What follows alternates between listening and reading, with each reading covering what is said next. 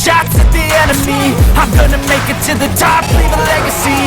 If I got something to say, you better let me speak. Turn it up a new degree, bitch, you ain't seen anything.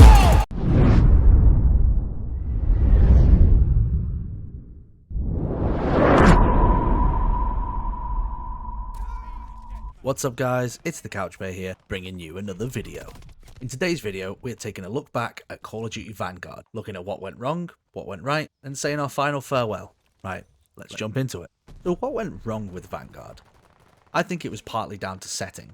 World War II is a setting that has been used in video games for decades. Over the past 5 years alone, both Call of Duty and Battlefield have had games released in that setting, and that's just those two big franchises. Hell Let Loose and Enlisted have both released in the past 5 years, and they are also World War II games. That's not to say it's an oversaturated setting per se, but it is one that we have all seen many times, and there is only so much you can do with the weaponry of the era and remain realistic. Not that Vanguard tried hard to keep its weaponry realistic. I mean, you can load 50 BMG rounds into an AR, and now there's a laser gun, and the F2000, a fairly modern gun. They're both available in multiplayer. Now, I'm not complaining. I like the F2000, or BP50 as it's called in this.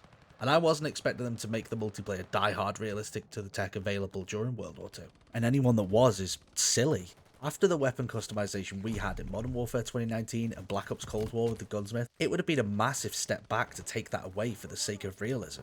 And I feel people would have been turned off from Vanguard a lot quicker if they had taken that path. I also feel that a lot of people, Activision included, think Vanguard didn't do anything truly new and innovative. And this led to it feeling stale and samey at a time when people wanted something new. This, coupled with the absolutely horrendous launch of Caldera and the Vanguard integration in Warzone, led to hatred for the game increasing even more. People very soon after also started to feel like multiplayer had been left in the dust. Nothing more than a camo grind simulator, and Warzone was the main focus. This was reinforced even more when events started not having challenges for multiplayer. Next up, zombies. When I heard Treyarch was at the helm for Vanguard Zombies and it was a prequel to Cold War Zombies, I was excited, and I'm sure many people in the zombies community felt the same way. Cold War had a good feel to its zombies mode. It wasn't too hard to do the Easter eggs, nor was it too easy. The new mechanics with extraction or challenges for points, weapons or perks was excellent. I wasn't a massive fan of Outbreak mode, but with the right teammates, it could be fun.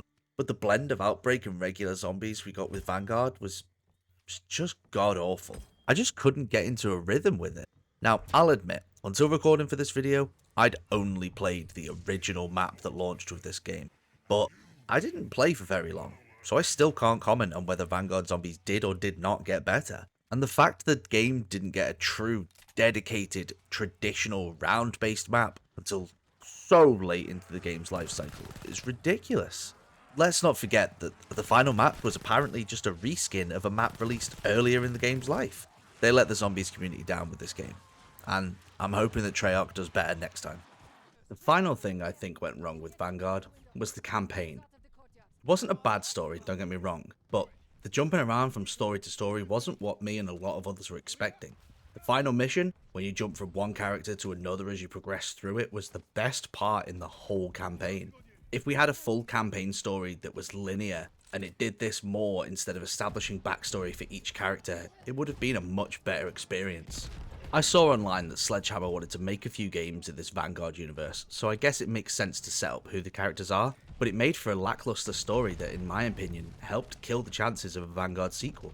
Speaking of Vanguard not getting a sequel, a recent leak says that Sledgehammer will be working on a sequel to Advanced Warfare for their next game, not another Vanguard game.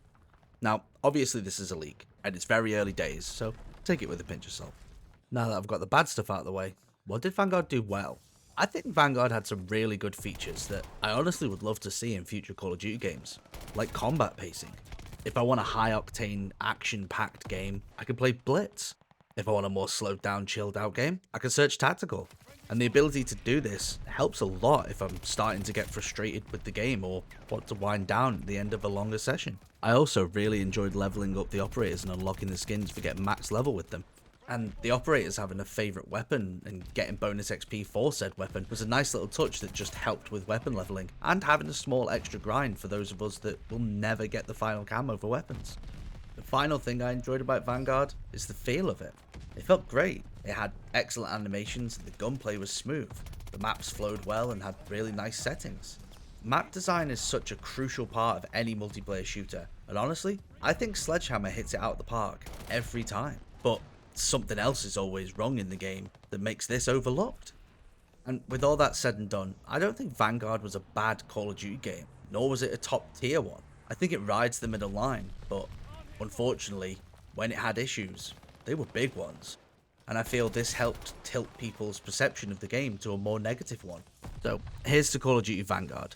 The game that isn't as bad as people make it out to be, but also isn't as good as others are trying to say it is now it's at the tail end of its life. I can't say I'll miss the game, but I'm sure, like past games in the Call of Duty franchise, I'll find myself coming back to see if it's how I remember it. Right, that's it for today, guys. Sorry this one was a bit on the short side, but even though it was shorter, if you enjoyed it, be sure to leave a like, subscribe if you want to see more of my content, and ding that bell to stay up to date. I'll catch you in the next one. Laters. I'm